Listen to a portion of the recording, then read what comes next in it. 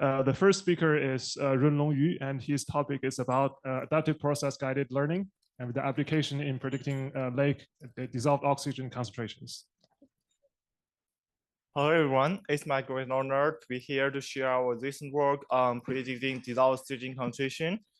And dissolved oxygen concentration in lakes is a key indicator for water safety and ecosystem health.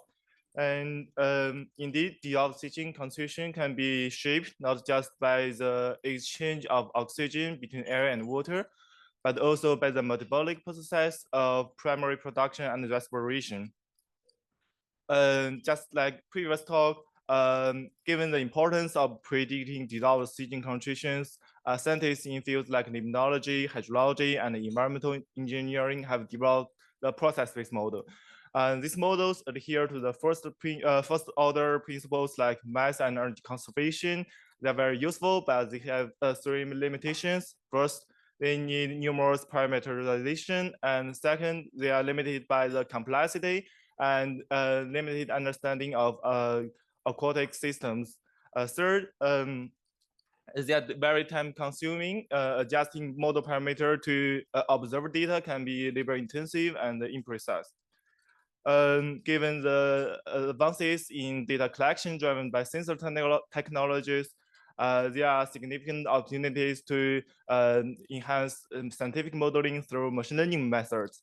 However, direct application of black box machine learning methods can lead to false discoveries, and also machine learning methods need extensive training data, which is often scarce in practical settings. And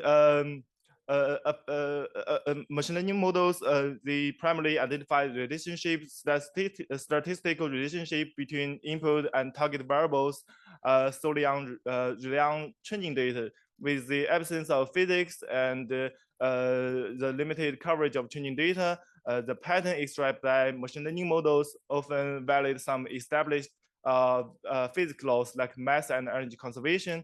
Consequently, machine learning models has a hard time to generalize to conditions unseen during training.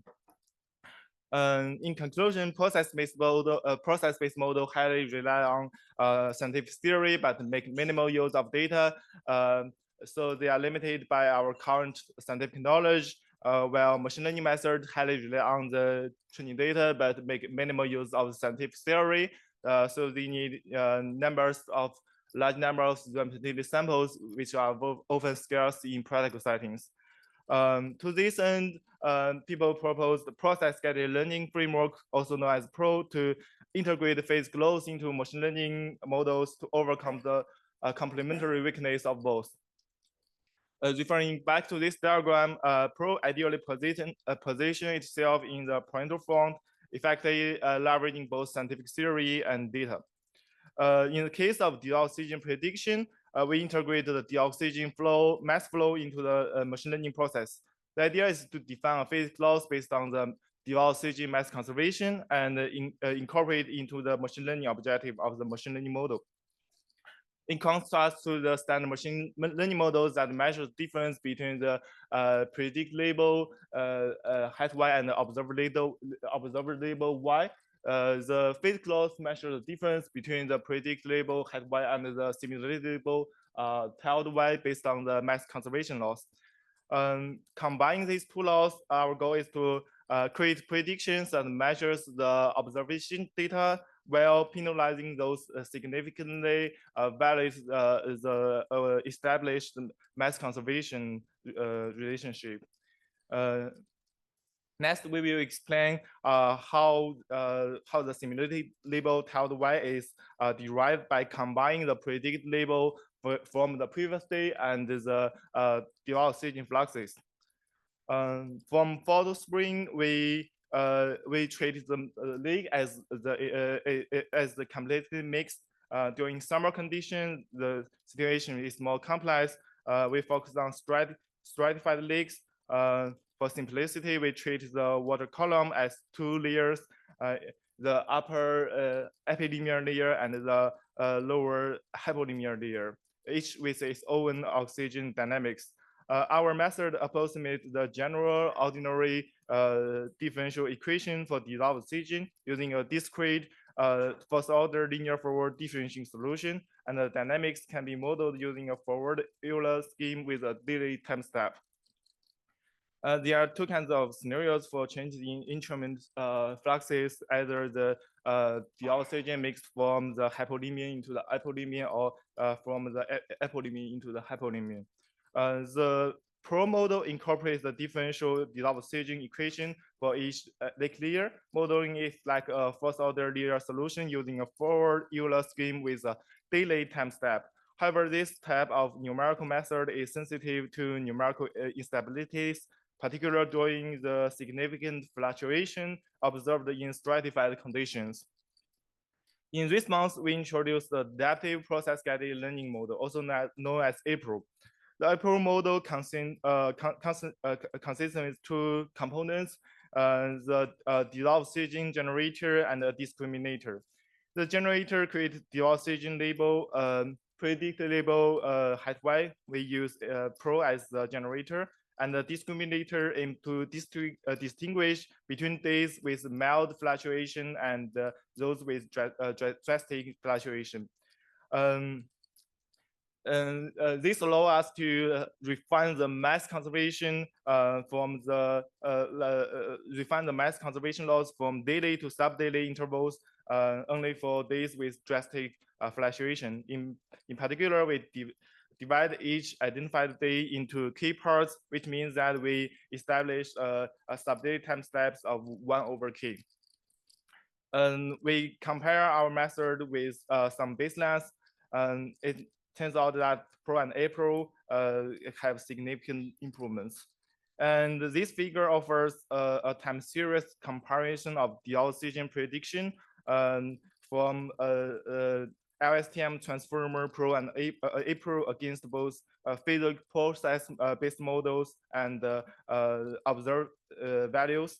This indicates that in comparison with LSTM and transformer, our model Pro and APRO not only close align with observed values, but also effectively detect this fluctuation. This sensitive is highlighted with both models accurately track the trends in physical process-based models.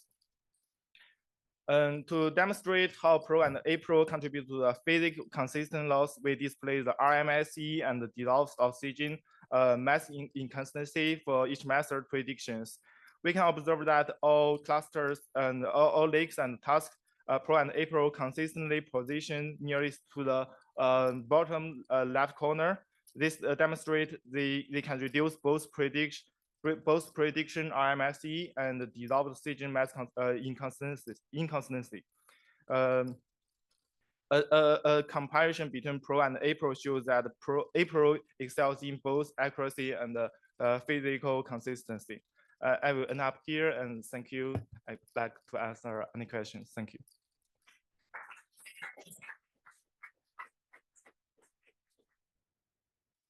Questions? So I think you have a constraint. You have a loss function to constrain the mass conservation, etc. But I think for this physics-based process, for example, the Navier-Stokes equation is the equation for mass conservation, energy conservation, and momentum conservations. So do you think your model can consider other conservation of other physical quantities as well? Thank you.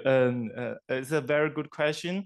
So the question is, at first, at this moment, we only contain the mass conservation. Do we have the ability to incorporate other conservation like energy conservation and other physics laws? Indeed, we are trying to do this in our